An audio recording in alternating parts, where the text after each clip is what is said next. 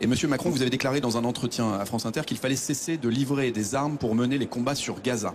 Alors à qui adressez-vous ce message? Est-ce que le président américain Joe Biden est le premier destinataire de ce message? Et par ailleurs, comment pouvez-vous vérifier que le matériel dit défensif qui est fourni par la France n'est pas utilisé de manière même détournée par Israël dans des frappes sur Gaza ou sur le Liban? Je vous remercie. Merci beaucoup. Je peux vous confirmer sur le deuxième point que ce n'est absolument pas le cas. Suspendre immédiatement toute aide militaire à Israël.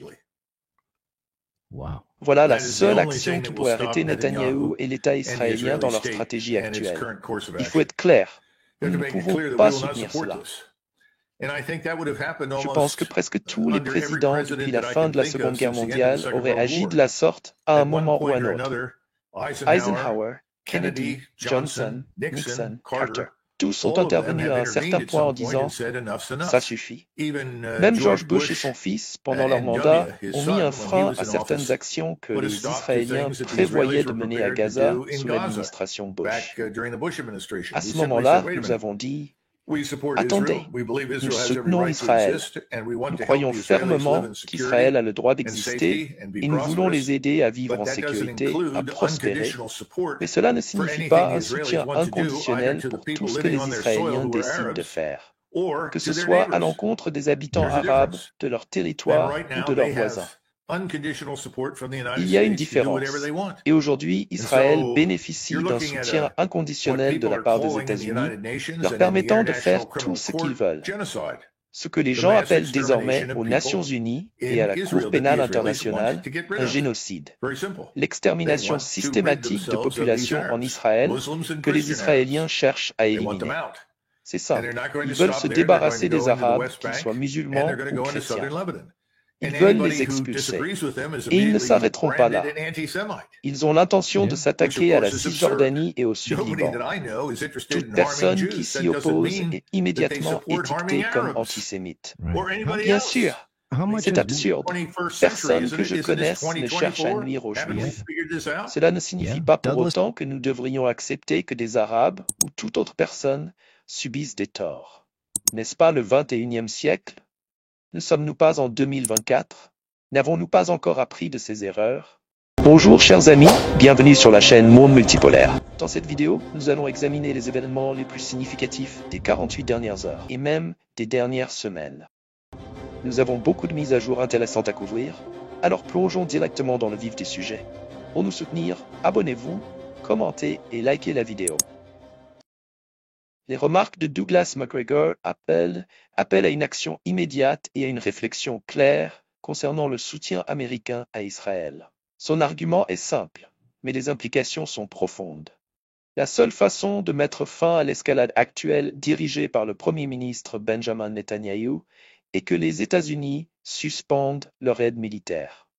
Selon Macgregor, l'histoire montre que d'anciens présidents américains ont déjà intervenu pour empêcher Israël d'aggraver la violence, en particulier contre les Palestiniens. Mais cette intervention cruciale manque aujourd'hui. Analysons plus en détail les propos de Macgregor et explorons les précédents historiques, la nature des relations américano-israéliennes et les implications plus larges du soutien inconditionnel des États-Unis à Israël. Macgregor cite plusieurs présidents américains qui, à des moments clés, sont intervenus pour freiner les actions militaires d'Israël. D'Eisenhower à George W. Bush, il y a eu des moments où les dirigeants américains, malgré leur soutien à Israël, ont clairement posé des limites. L'un des exemples les plus marquants d'intervention américaine dans les affaires militaires israéliennes est la crise de Suez en 1956. Israël, avec la Grande-Bretagne et la France, avait envahi l'Égypte après que le président Nasser eut nationalisé le canal de Suez. Eisenhower, cependant, était fermement décidé à éviter un conflit plus large au Moyen-Orient.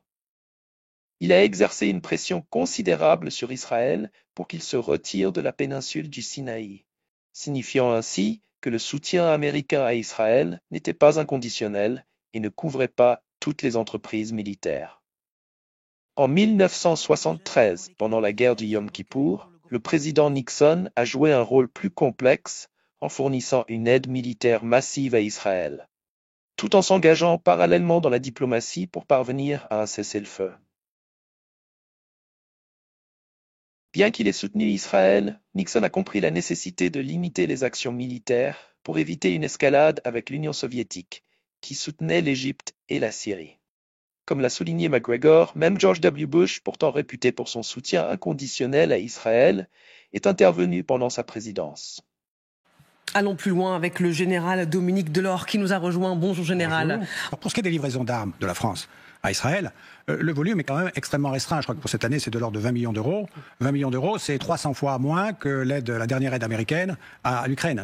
Tout ça, c'est pour relativiser quand même. Donc c'est quand même non négligeable, 20 millions d'euros, mais c'est quasiment très peu de choses. Et ça porte sur l'entretien d'équipements déjà livrés ou quelques livraisons de munitions qui ont dû être déjà largement consommées. Oui, des transferts de pièces détachées. Donc il reste dans sa ligne. Alors évidemment, arrêter la livraison d'armes à Israël, au moment où ça prend d'autant plus de relief que cette semaine, il y a eu quand même 200 missiles balistiques qui sont arrivés sur Israël. Oui. Donc là, on peut s'interroger sur le rapprochement en termes de temps entre ce fait quand même marquant dans l'histoire des relations internationales et cette déclaration. Mais sur le fond, le président reste sur la ligne qu'il a déjà définie depuis quelques mois. Maxime Lefebvre, votre analyse? Je pense que il n'y a jamais eu d'embargo sur les armes à l'égard d'Israël.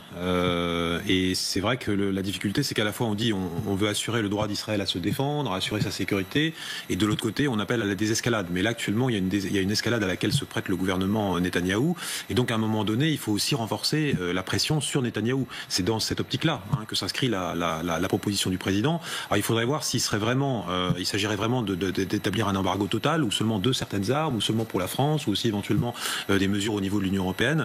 Mais je dirais que c'est une mesure un peu de pression pour essayer de désescalader. Évidemment, le Hezbollah, l'Iran, ce sont les ennemis de l'Occident. Mais si on veut qu'il y ait une désescalade, notamment par rapport aux opérations au Liban, il faut aussi faire pression sur le gouvernement israélien. Donc cet embargo, cette proposition d'embargo, encore à définir plus précisément, parce que c'est quand même pas tout à fait précis ce qu'a dit le président, il faut regarder, c'est un moyen de pression. Pression, mais pour que la pression soit vraiment efficace, il faudrait que ce soit les Américains qui décident de stopper les livraisons d'armes. C'est eux qui tiennent Netanyahou, si je puis dire. Ils tiennent Netanyahou comme ils tiennent Zelensky. C'est quand même les chefs d'orchestre, c'est la superpuissance de l'Occident, et c'est elle qui donne d'autant plus la mesure que l'Europe n'existe pas en tant que réalité politique, et que chaque État européen est relativement faible par rapport aux États-Unis. En 2002, alors que la violence éclatait à Gaza, Bush a exhorté Israël à faire preuve de retenue.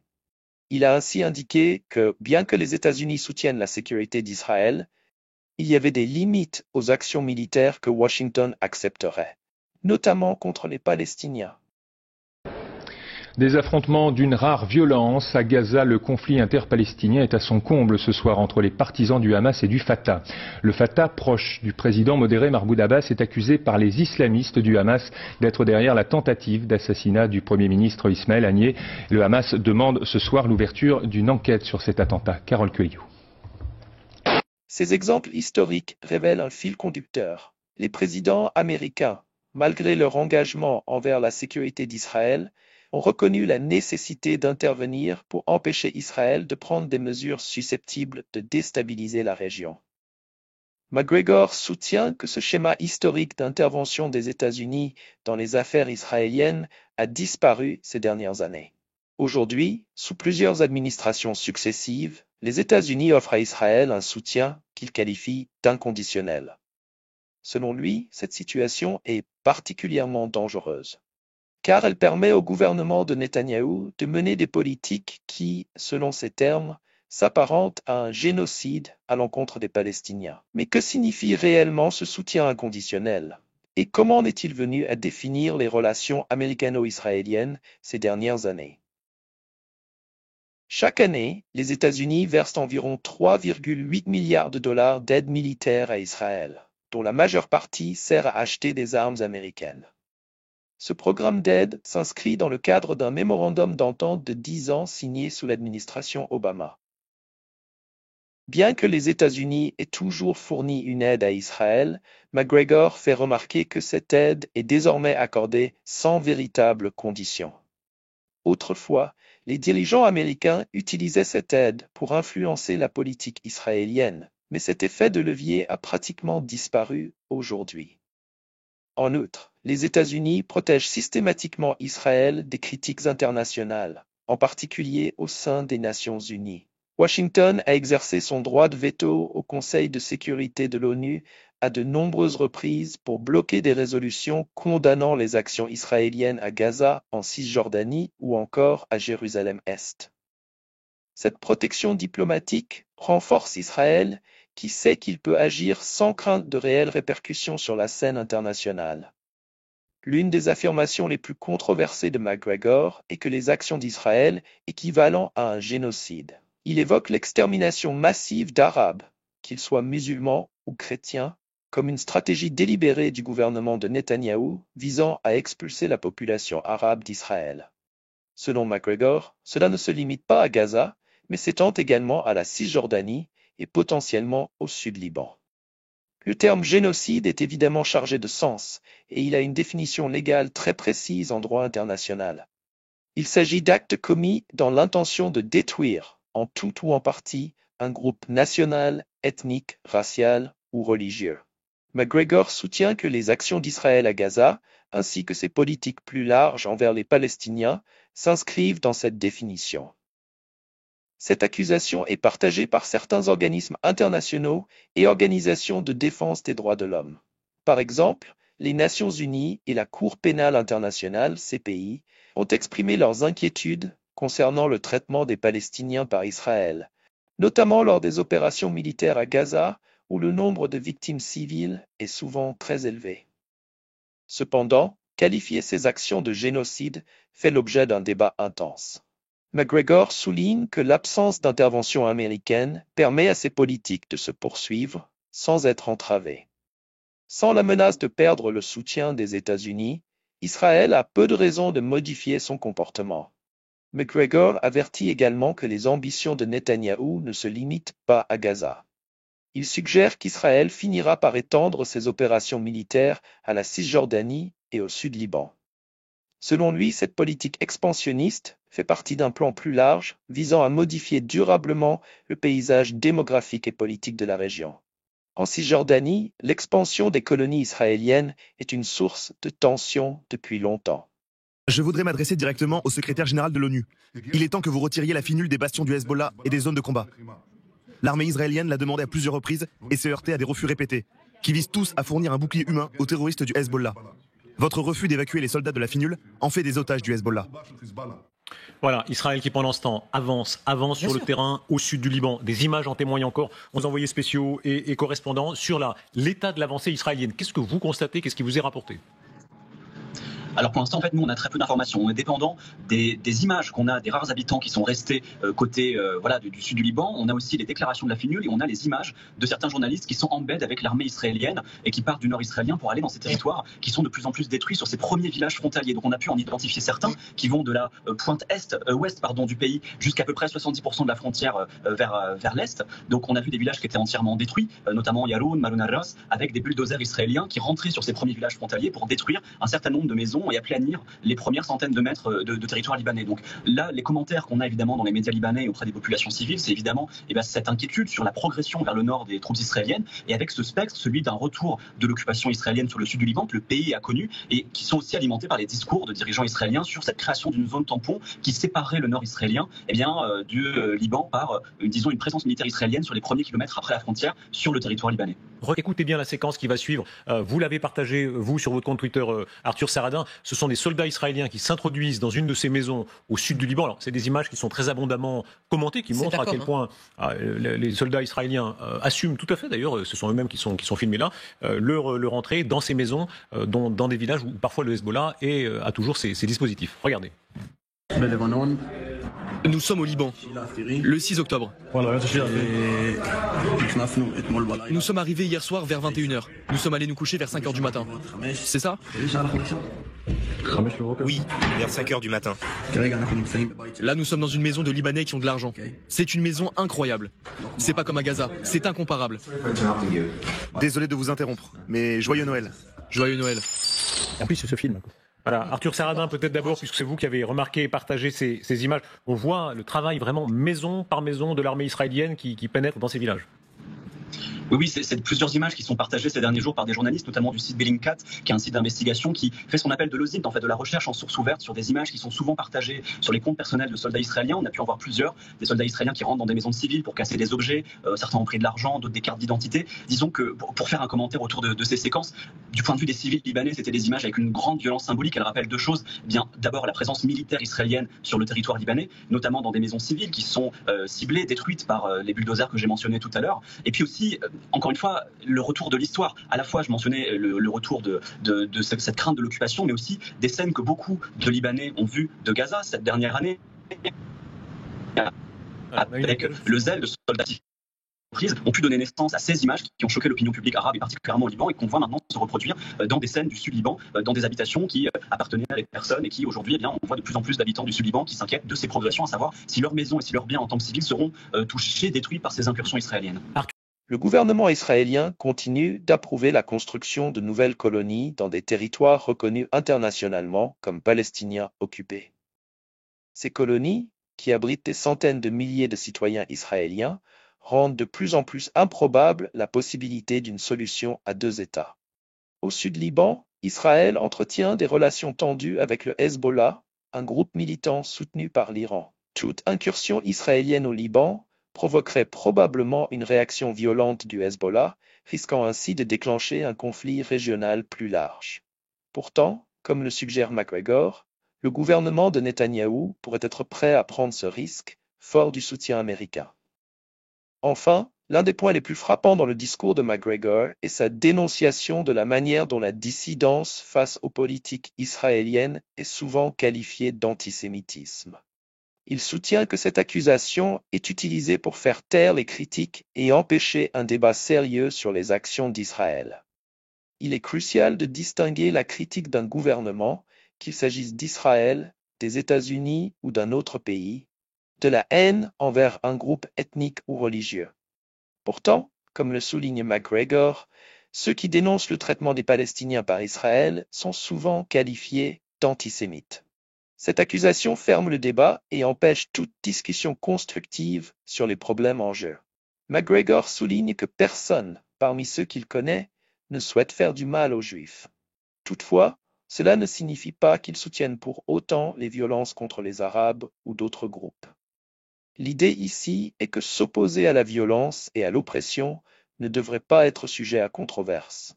Cela devrait être une valeur commune, indépendamment des appartenances religieuses ou ethniques concernées. Le discours de Douglas McGregor est un appel à l'action, incitant les États-Unis à reconsidérer leur soutien inconditionnel à Israël. Selon lui, suspendre l'aide militaire est le seul moyen de contraindre le gouvernement de Netanyahou à changer de cap. Il met en garde contre les dangers de laisser Israël poursuivre ses politiques sans aucune limite. Les enjeux pour McGregor ne se limitent pas à Gaza. Ils s'étendent à la Cisjordanie, au Liban et à l'ensemble du Moyen-Orient. Au cœur de son argumentation se trouve la conviction que les États-Unis ont une responsabilité morale d'intervenir, comme ils l'ont fait par le passé, pour éviter une nouvelle escalade de la violence. The United States was not consulted in any way about any phase of these actions. There will be no United States involvement in these present hostilities. Les Nations Unies exigent le retrait des troupes et déploient une force d'urgence pour superviser l'opération.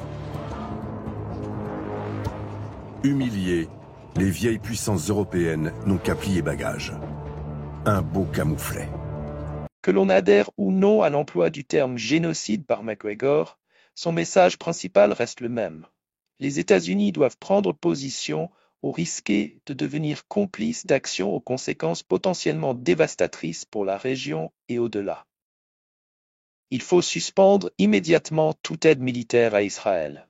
C'est la seule solution pour arrêter Netanyahou et l'État israélien dans leur trajectoire actuelle.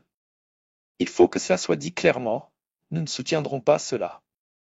Et je pense que sous presque tous les présidents, depuis la fin de la Seconde Guerre mondiale, une telle intervention aurait eu lieu. Eisenhower, Kennedy, Johnson, Nixon, Carter, tous ont à un moment donné dit ça suffit. Même George Bush et son fils, lorsqu'ils étaient au pouvoir, ont mis un frein à certaines actions qu'Israël s'apprêtait à mener à Gaza sous l'administration Bush. Nous avons simplement dit « Attendez un instant. Nous soutenons Israël, nous croyons qu'Israël a le droit d'exister et nous voulons aider les Israéliens à vivre en sécurité et prospérité. Mais cela ne signifie pas un soutien inconditionnel à tout ce qu'Israël veut faire, que ce soit envers les personnes vivant sur son territoire, notamment les Arabes, ou envers ses voisins. Il y a une distinction à faire. Aujourd'hui, Israël bénéficie d'un soutien inconditionnel de la part des États-Unis pour faire ce qu'il veut.